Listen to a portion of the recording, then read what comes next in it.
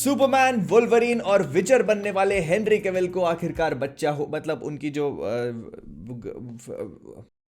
बच्चा हो गया यार उनको। और अच्छी बात यह है कि किसी को कुछ ज्यादा बताया नहीं है, लेकिन बच्चे को ये तक नहीं पता होगा कि पापा सुपर वोल विचर हैं। होम्स भी एक साथ, सब कुछ। मैं क्या कर रहा हूं यार।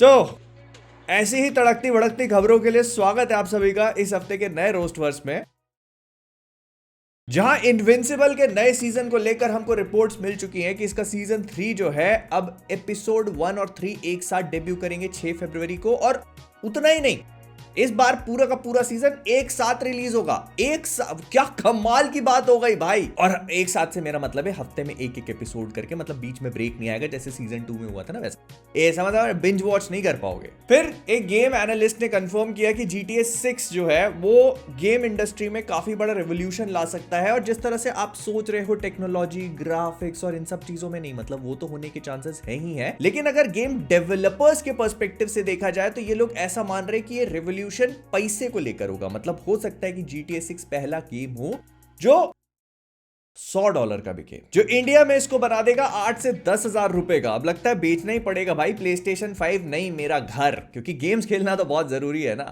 फिर मिशन इम्पॉसिबल फाइनल रेकनिंग जो इस साल रिलीज होगी, उसके डायरेक्टर क्रिस्टोफर मैकवेरी ने कहा कि उन्होंने रिसेंटली इस मूवी की टेस्ट स्क्रीनिंग रखी थी और उसमें एक आदमी को हार्ट अटैक आ गया। तो कह रहा है I guess we did something right.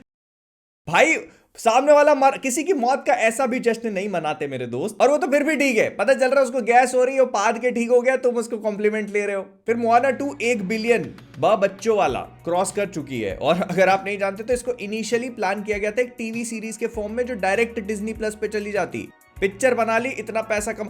बहुत बड़ी बात है कि हम लोग मार्वल की मूवीज देख पा रहे हैं, नहीं तो डिज्नी का बस चले तो सिर्फ एनिमेटेड बना के बिलियन छापते रहे। फिर नेटफ्लिक्स ने यूएस में अपने प्लान्स एक बार फिर से रेस कर दिया। अभी कुछ ही महीनों पहले बढ़ाए थे, एक बार फिर से बढ़ा दिए। जो उनका नॉर्मल वाला प्लान है उसका $1 और जो प्रीमियम प्लान है उसके $2। यहां करके दिखाओ, नहीं यहां करके तो दिखाओ एक बार। फिर अगर आप लोग ओशंस 11, 12, 13 और 8, एक और आई थी महिलाओं की 8, वो सारी की सारी पिक्चरें एंजॉय करते हो तो I have got some good news for you, क्योंकि ओशंस 14 भी आ रही है, जिसके लिए जॉर्ज क्लूनी और Brad Pitt already on board है। और इस मूवी को मोस्ट प्रोबेबली डायरेक्ट करेंगे डेविड लीच, जो कि डेडपूल 2 डायरेक्ट कर चुके हैं, उसके बाद बुलेट ट्रेन भी। So everything is in good hands, क्योंकि आगे मैं ओशंस की मूवी की एक और बात करने वाला हूं। फिर क्रिस्टोफर नोलन की ऑडिसी जो पिक्चर आ रही है उसमें उन्होंने जॉन बंथाल को भी कास्ट कर लिया है। एंड अगर आप भूल गए हो तो एक बार फिर से इसकी कास्ट आपको याद दिला देता हूं। Robert Pattinson, Tom Holland, Zendaya, Charlize Theron, Matt Damon, Lupita Nyong'o, मतलब वो इनका नाम मैं बोल नहीं पाता, समझ लेना आप अपने हिसाब से। और अब जॉन बंथाल भी आ चुके हैं। मतलब ऐसा लग रहा है कि बस अब डोनाल्ड ट्रंप ही बाकी रह गए।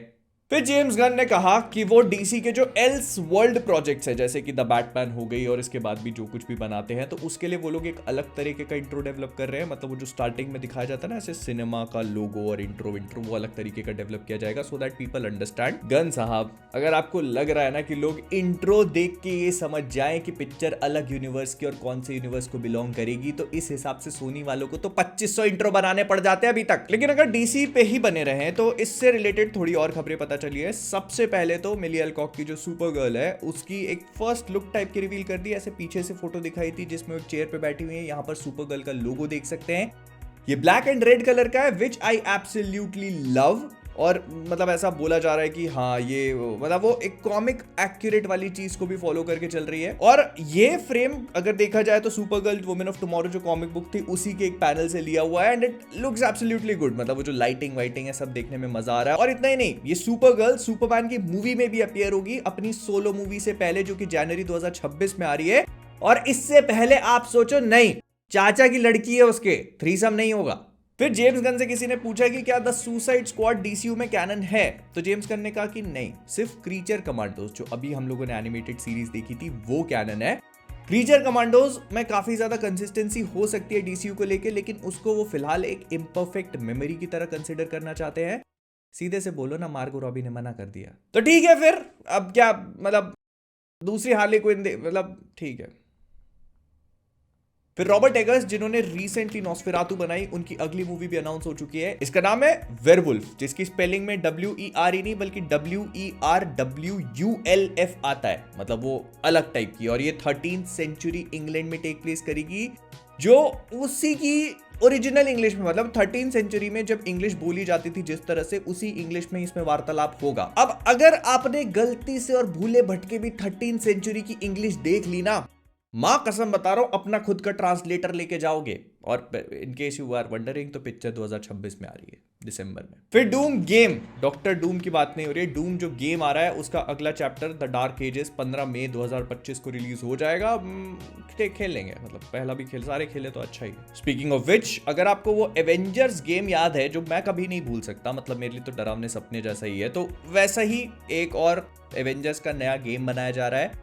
और नहीं, ऐसा बोल रहे कि जो एवेंजर्स वो डरावना सपना गेम था उससे किसी भी वे में कनेक्टेड नहीं होगा। पहले ये बता दो कि कुछ टाइम पहले जो वो ब्लैक पैंथर का गेम अनाउंस किया था वो किधर गया, किधर है? फिर आर्मर वॉर्स, अगर आप सोच रहे थे कि कहां गई, तो हम भी यही सोच रहे हैं, हर कोई यही सोच रहा है, लेकिन मार्वल वालों ने ऐसा सुनने में आया है कि उसको होल्ड पे डाल दिया फिलहाल के लिए, क्योंकि उनको लग रहा था कि उनका सीक्रेट इन्वेजन जो है वो बहुत ही अच्छी तरीके से काम कर जाएगा, लेकिन it turned out to be a disaster. तो इसी वजह से उन्होंने उसको पूरी तरह से स्क्रैप किया और अब ऐसा कहा जा रहा है कि सीक्रेट वॉर्स के बाद इसको रिलीज करेंगे।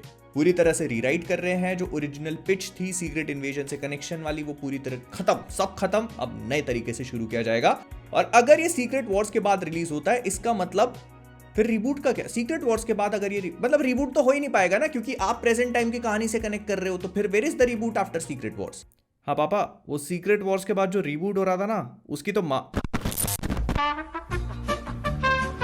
फिर जूलिया गार्नर, जो कि फैंटास्टिक फोर फर्स्ट स्टेप्स में सिल्वर सर्फर का रोल प्ले कर रही हैं, उन्होंने बोला कि उनके लिए ये पूरा सिल्वर सर्फर का रोल एक बहुत ही खतरनाक सा एक्सपीरियंस था। मतलब वो काम कर रही थी, लेकिन किसके साथ काम कर रही है उनको नहीं पता। वो डायलॉग्स बोल रही थी, लेकिन किसके साथ में डायलॉग्स बोल रही है उनको नहीं पता। और उनके हिसाब से हालांकि सेट वगैरह खड़े करे गए थे, लेकिन ना तो उनको हेयर की जरूरत पड़ी, ना ही कॉस्ट्यूम, ना ही मेकअप। दीदी ने पूरे नाइट सूट में पिक्चर खत्म कर ली और समझ में भी घंटा कुछ नहीं आया। फिर डीसीयू की जो लैंटर्न सीरीज आ रही है, अगले साल ये रिलीज होगी मोस्ट प्रोबेबली, तो इसको लेकर थोड़ी अपडेट है। इन्होंने इसमें एक बहुत ही इंपॉर्टेंट कैरेक्टर कास्ट कर लिया है जिसका नाम है सिनेस्ट्रो। अगर आप लोगों को थोड़ी बहुत भी वो जो डरावना सपना और बीमारी जैसा फील हो रहा था ना, ग्रीन लैंटर्न मूवी की बात करो, रायन रेनॉल्ड्स वाली, वो याद है, तो उसमें सिनेस्ट्रो का रोल मार्क स्ट्रॉन्ग ने प्ले किया था। तो अब इस शो में भी हमें सिनेस्ट्रो देखने को मिलेगा, जिसका रोल प्ले करेंगे उल्रिक थॉम्सन। और अगर आप इनके बारे में नहीं जानते तो एक बहुत ही फैबुलस एक्टर है।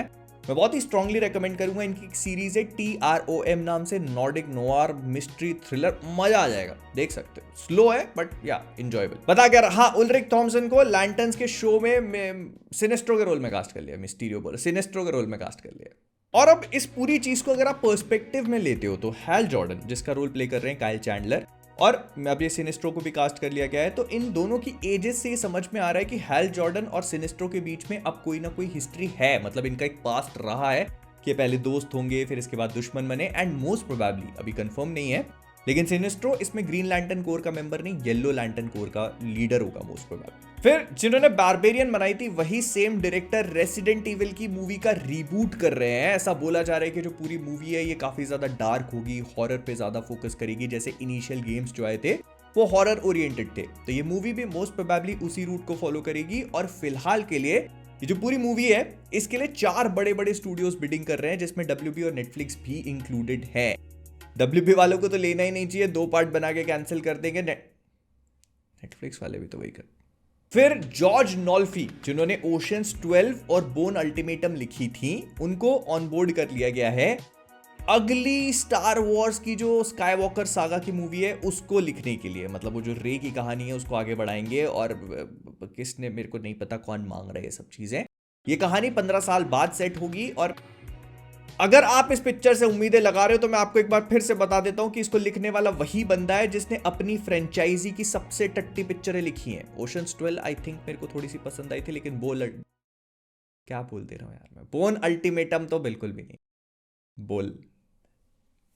फिर केटलिन डेवर को कास्ट कर लिया गया है गॉडजिला वर्सेस कॉन्ग के अगले पार्ट 3 के लिए, जो कि 2027 में रिलीज होगा मार्च में। And in case you guys don't know, तो ये लास्ट ऑफ अस में एबी का रोल प्ले कर रही है, जो कि बहुत सिग्निफिकेंट होगा, और जिन्होंने गेम्स खेले हैं they know who she is going to be. अब गॉडजिला वर्सेस कॉन्ग में क्या रोल प्ले करेंगी वो तो मुझे नहीं पता, लेकिन अगर मुझे गैस ही कर रहा हूं तो ऐसा हो सकता है कि गॉडजिला ने गुस्से में आकर इनके भाई के ऊपर पैर रख दिया हो, और ये गोल्फ क्लब उठा करके अब गॉडजिला की लेकिन एक चीज और भी है इंटरेस्टिंग जो कि रिवील कर दी गई है, एंड दैट इज सिनेमाकॉन। ये मार्च के लास्ट वीक से लेकर अप्रैल के फर्स्ट वीक तक टेक प्लेस करेगा, जिसमें हमको कई सारे अलग अलग स्टूडियोज के पैनल्स देखने को, मतलब हमको नहीं देखने को मिलेंगे, जो लोग वहां होंगे उनको दिखाए जाएंगे, सिर्फ दरवाजे बंद करके ट्रेलर दिखा दिए जाएंगे, और फिर बस उसकी जो थोड़ी बहुत खबरें आती है तो उसमें सबसे पहले सोनी की पैनल है। ये 31 मार्च को टेक प्लेस करेगी और करीब 2.5 घंटे की है।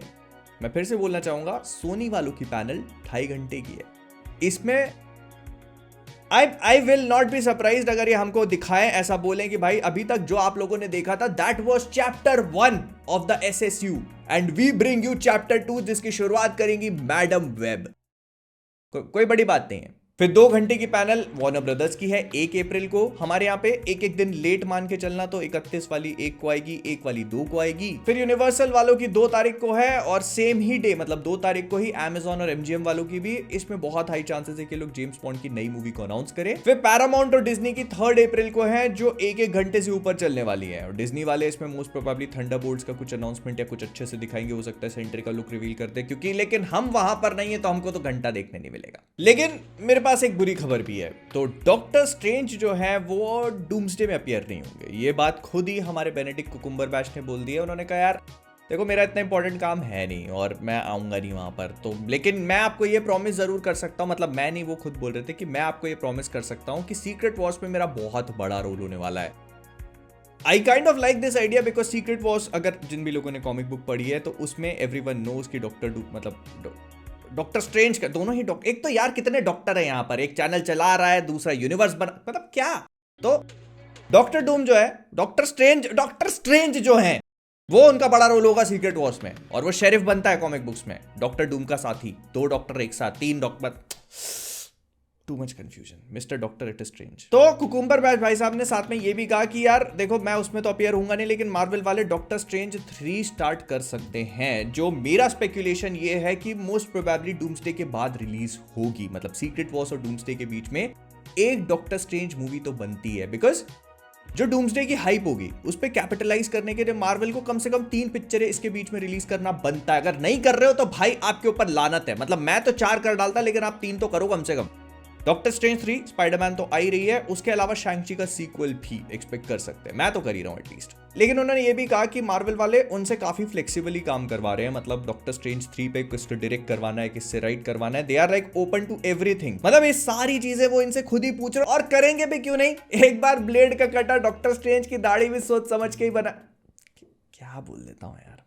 लेकिन बेनेडिक्ट भाई ने यह भी कहा कि जैसे उनको पता चला कि RDJ वापस आ रहे हैं डॉक्टर डूम का रोल प्ले करने के लिए, उन्होंने इमीडिएटली टोपी मास्टर भाई साहब को टेक्स्ट किया, व्हाट द फक। लेकिन फिर उनको पेट का ख्याल आया तो उन्होंने इमीडिएटली टेक्स्ट भी किया कि नहीं, I mean in a good way, good fuck. अब गुड फक खा के नहीं है तो सूजा, मेरा मतलब है कि डूम्सडे ही बताएगी।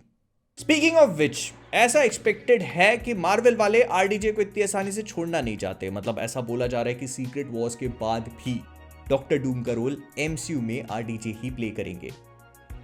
इनिशियली इसको सुन के मैंने एकदम अपना माथा पीट लिया, लेकिन फिर मुझे लगा कि यार इट डज मेक सेंस अगर आप सोच के देखो, क्योंकि कॉमिक बुक्स में डूम थोड़ी ना बदल जाता है सीक्रेट वॉर्स खत्म होने के बाद। हाँ, उसकी लाइफ एक नई ट्रैजेक्टरी पकड़ लेती है, जो होपफुली हम लोग आगे MCU में देख पाए। लेकिन this is what we know कि मतलब RDJ को मार्वल वाले दूसरा ह्यूज जैकमैन बनवा रहे हैं, ताकि वो मतलब जो भी वो प्ले करते हैं उसको 90 तक कर, मतलब टिल हिज 90s। तो देखो इसीलिए मैं कहता हूं कि जज्बात में बह के इधर उधर जरूर निकलो, लेकिन बतौलेबाजी बनी रहनी चाहिए।